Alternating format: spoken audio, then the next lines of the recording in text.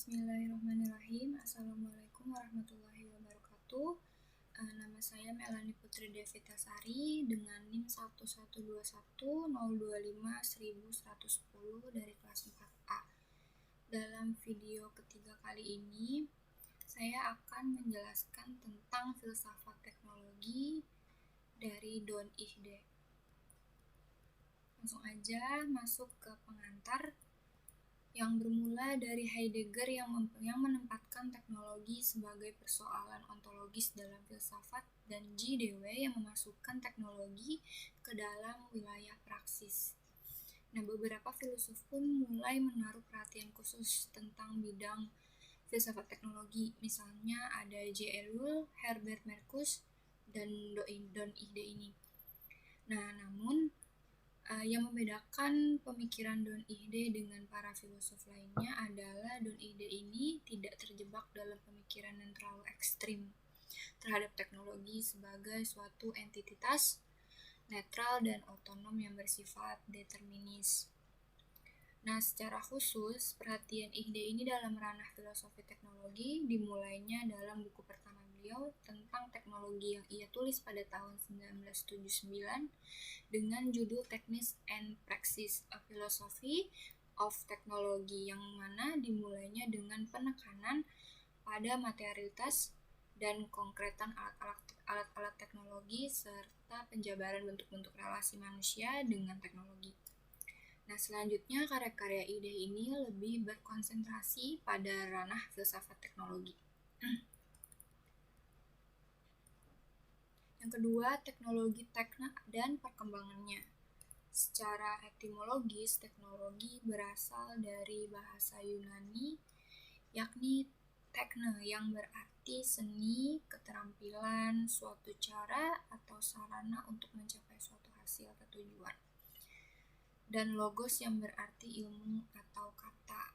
Nah, dengan demikian secara harfiah teknologi ini dapat diartikan sebagai ilmu tentang cara atau sarana untuk mencapai suatu tujuan. Penggunaan kata tekne ini yang lebih berciri materialistis berkembang pada budaya Romawi Helenis. Nah, hal ini nampak dari penciptaan gerbang-gerbang dan saluran-saluran air yang terbuat dari batu yang tidak ada atau diciptakan oleh budaya Yunani kuno.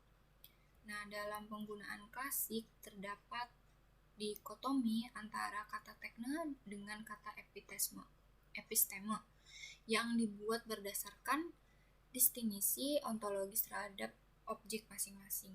Nah, tekne ini lebih merujuk kepada pengetahuan teknologis atau technological knowledge. Nah, sementara episteme ini lebih merujuk kepada pengetahuan ilmiah atau scientific knowledge. Nah, perkembangan teknologi sebagai sesuatu yang lebih bersifat materialistis praktis, yaitu alat ciptaan manusia, dapat dijabarkan ke dalam beberapa fase. Nah, yakni pertama, ada fase penggunaan otot kira-kira 1 juta tahun lalu waktunya. Nah, dalam fase ini teknologi itu dilihat sebagai teknologi yang ditemukan. Contohnya kayak artefak teknologi yang dihasilkan berupa batu, palu, tombak, busur, dan alat-alat lainnya yang terbilang masih sangat sederhana. Nah, yang kedua, ada fase penggunaan tenaga alam dan binatang kira-kira itu 3000 sebelum Masehi hingga 1700 Masehi. Nah, artefak teknologi yang dihasilkan berupa alat-alat pembajak, gerobak, kincir, dan perahu layar. Nah, pada fase ini juga telah ditemukan teknologi bahasa berupa tulisan-tulisan.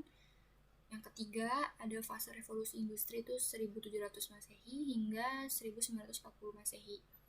Dalam fase ini itu alat-alat teknologi udah lebih berkembang, yang mana diciptakannya mesin uap dan alat-alat yang bertenaga listrik. Yang keempat, itu ada fase revolusi energi tahun 1940-an hingga tahun 2000. Nah, fase ini itu menghasilkan pesawat ruang angkasa teknologi tenaga nuklir dan komputerisasi. Yang kelima, revolusi informasi atau masa sekarang.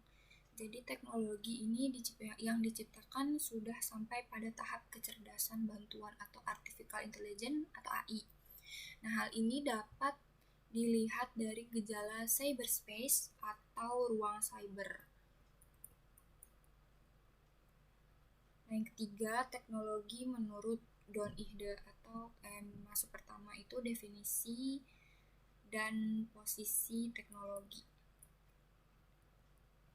Nah, menurut Ihde, bagaimanapun dalam mendefinisikan teknologi terdapat 3 ciri utama yang harus diperhatikan. Yang pertama, itu teknologi harus memiliki komponen konkret, yaitu materi. Nah, kedua, aspek penggunaan, yakni aspek praksis. Yang ketiga, hubungan antara alat-alat teknologi dan umat manusia yang menciptakan, menggunakan, kemudian mengubahnya. Nah, secara signifikan, teknologi mulai berkembang dan mempenetrasi kebudayaan Eropa pada zaman Renaissance. Bagi Ihde, si Galileo Galilei ini merupakan orang pertama yang membuat sains mewujudkan diri secara teknologis dengan menggunakan instrumen dan alat-alat eksperimen. Nah, Galileo bukanlah seorang spekulator Yunani, tapi melainkan beliau ini prototipe modern bagi teknosains. Dalam perkembangan selanjutnya, terutama penggunaan teknologi dalam 2 perang dunia seperti bom dan senjata pemusnah lainnya, muncul persoalan tentang posisi teknologi. Nah, hal ini terutama dipersoalkan oleh para kaum determinis sosial dan kaum determinis teknologis. Kalau kaum determinis sosial itu berpendapat bahwa teknologi ini merupakan suatu entitas yang netral. Teknologi pada dirinya sendiri tidak memiliki efek kecuali ketika berada di tangan manusia. Nah, sementara kaum determinis teknologi seperti Jacques Ellul dan Herbert Marcuse berpandangan bahwa teknologi ini memiliki alur hidupnya sendiri dan berjalan sendiri. Dengan demikian, teknologi menjadi otonom dan menarik manusia ke dalam pikiran instrumental, di mana semua hal, termasuk manusia sendiri, dilihat sebagai sarana. Teknologi juga menjadi sarana dan tujuan sekaligus. Nah, menyikapi persoalan di atas, Ihde ini mengambil yang bertentangan dengan kedua aliran tersebut. Nah, dia ini berasumsi bahwa teknologi tidaklah netral, dalam artian teknologi ini atau teknologi yang digunakan manusia sebagai mediator dalam mempersepsi dunianya, mengubah pengalaman manusia tentang dunia. Teknologi juga tidak menjadi netral karena melalui kekuasaan manusia ini dapat menggunakan teknologi sebagai instrumen kekuasaan atau sarana-sarana lain yang untuk mencapai tujuan. Nah, yang kedua itu ada metode Ihde, metode filsafat teknologi Don Ihde. Nah, Ihde ini menggunakan pendekatan fenomenologis dalam filosofi teknologinya, dan yang dikaji dalam fenomena teknologi berdasarkan model persepsi ala Husserl dan Merleau-Ponty serta model praksis. Ia juga bertitik tolak dari pemikiran Heidegger tentang keberadaan teknologi yang mendahului sains dan sifat praktis dari teknologi. Metodenya John Ihde ini disebut sebagai fenomenologi instrumentasi.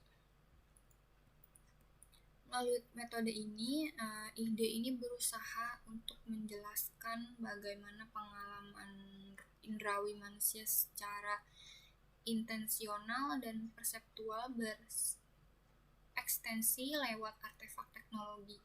Metode pendekatan yang dilakukan sama IHDE ini dalam meneliti dan menjelaskan relasi manusia dengan teknologi yang dimediasi oleh instrumen kemudian disebut sebagai pasca fenomenologi atau postfenomenologi.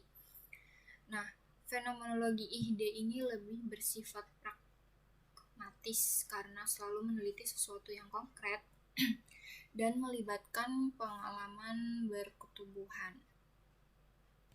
Ia juga berpijak pada pendekatan materialis yang melihat bahwa refleksi atas teknologi dapat menjadi titik tolak bagi pendasaran filsafat sains.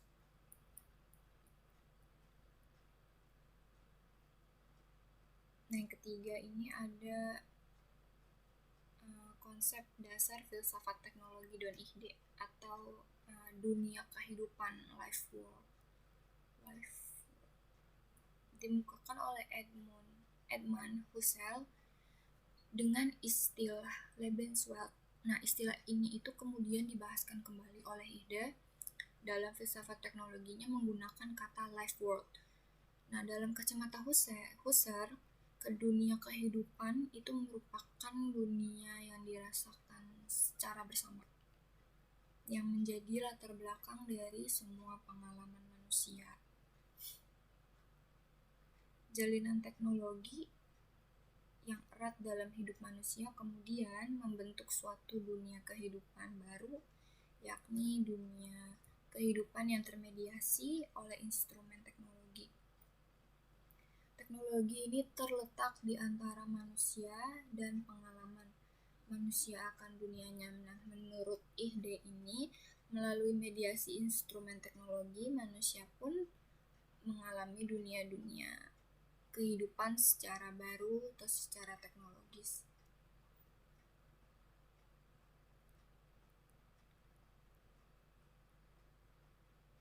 Terus ada instrumentasi dan realisme instrumental.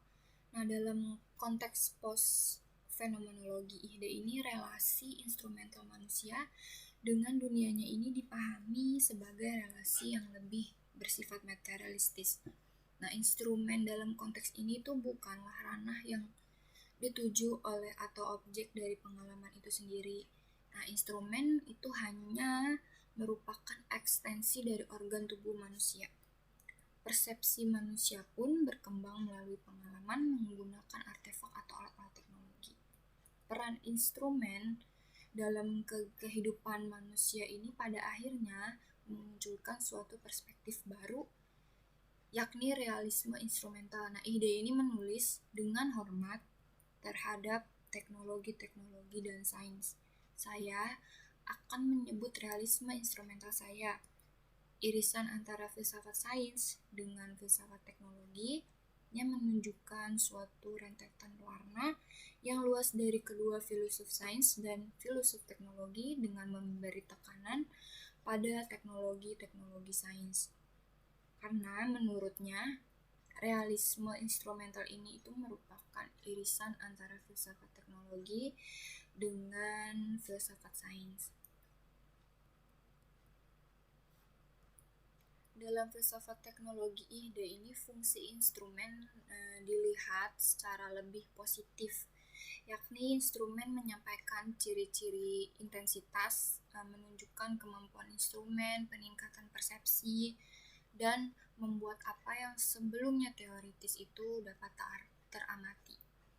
Apa yang sebelumnya teoritis menyempit berkat apa yang secara instrumental dapat diobservasi, dan observasi ini menjadi wilayah perseptual baru, yakni dunia yang dihadirkan secara teknologis dan teknologi itu sendiri adalah nyata. Instrumen dan dunia yang dipresentasikan adalah kenyataan itu sendiri, pengalaman yang dapat manusia melakukan instrumen teknologi menegaskan bahwa kenyataan benar-benar dirasakan perbedaannya.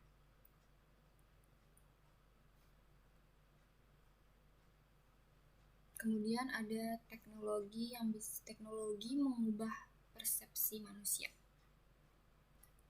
Persepsi manusia tentang dunia kehidupan berubah seiring dengan penggunaan teknologi sebagai mediator antara manusia dan dunia kehidupan.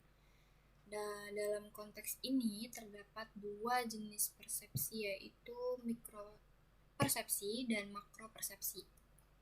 Nah, masuk ke mikropersepsi dulu. Mikropersepsi ini adalah persepsi manusia yang langsung melalui tubuh dan semua inderanya yang ada di manusia. Nah, kita adalah tubuh.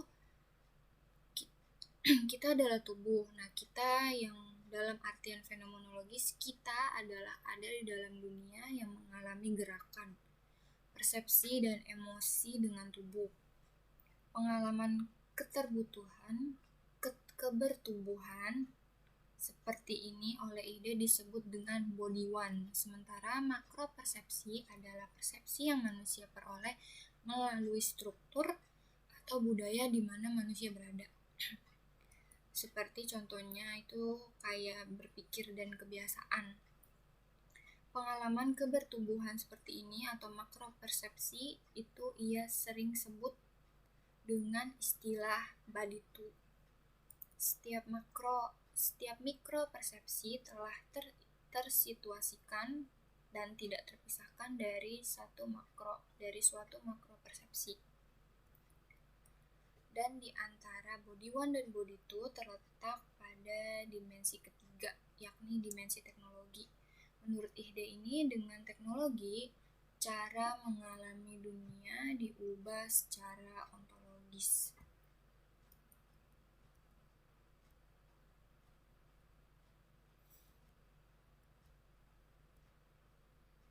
Nah, berikut akan dipaparkan bagaimana penggunaan alat-alat teknologi mampu mengubah pengalaman dan persepsi manusia tentang waktu, ruang, dan bahasa. Yang pertama itu teknologi mengubah persepsi waktu. Nah, di dalam konsep ini, waktu pun dapat diukur dengan dikuantifikasi. Dapat dilihat perbedaan yang mencolok kepada masyarakat yang menggunakan arloji sebagai pengukur waktu dengan masyarakat yang tidak menggunakannya. Contohnya, misalnya masyarakat petani bercocok tanam mengikuti pergerakan musim. Nah, peredaran matahari dan bulan. Tidak ada ketergantungan pada arloji sebagai alat penunjuk waktu untuk bercocok tanam. Nah, waktu dalam hal ini itu terlihat lebih santai dan mengalir aja. Nah, hal ini berbeda dengan masyarakat yang menggunakan arloji dalam mengukur waktu. Mereka tidak bisa melihat tanda-tanda alam seperti kedudukan matahari ataupun bulan untuk mengukur waktu. Nah, melalui arloji manusia membaca alam. Muka arloji merupakan teks yang harus dibaca dan ditafsirkan.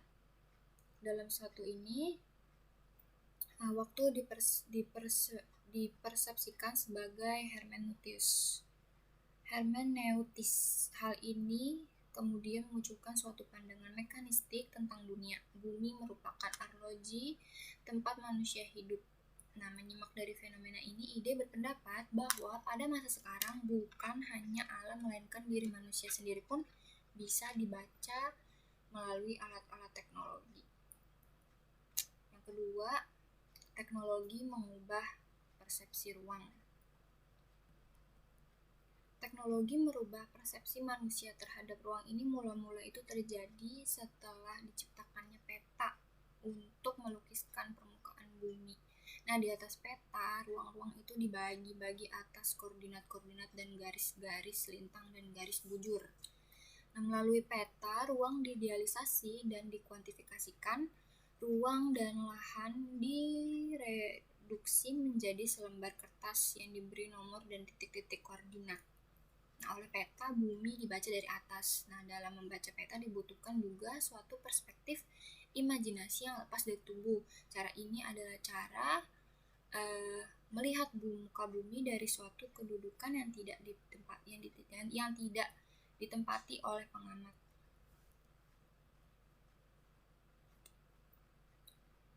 Dengan teleskop, pandangan kita menjadi terfokus dan terkesan mengabaikan atau bahkan menghilangkan pemandangan lain sekitar dan indera yang menjadi fokus adalah indera penglihatan. Hal ini sangat berbeda dengan cara melihat tanpa bantuan teknologi teleskop. Manusia melihat menggunakan seluruh tubuhnya dengan kesatuan dengan indera-indera. Nah, yang terakhir, yang ketiga tuh teknologi tulisan mengubah bahasa. Tulisan ini memampukan orang untuk menyimpan pengalaman-pengalaman pada waktu lampau dan menghadirkannya pada masa-masa sekarang. Namun tulisan juga memiskinkan bahasa kita dengan mereduksi bahasa lisan yang selalu ditampilkan dengan bahasa tubuh yang mencakup ekspresi dan intonasi suara. Bahasa tulisan itu terkesan lebih kaku ketimbang bahasa lisan. Persepsi manusia tentang bahasa semakin berubah dengan terciptanya alat-alat teknologi seperti komputer yang meradikalkan tulisan-tulisan dalam bentuk elektronik. Sekian video dari saya, kurang lebihnya mohon maaf. Semoga apa yang disampaikan bermanfaat. Kurang lebihnya mohon maaf. Sekian, saya tutup pembahasan video tentang filsafat teknologi dan ide. Wassalamualaikum warahmatullahi wabarakatuh.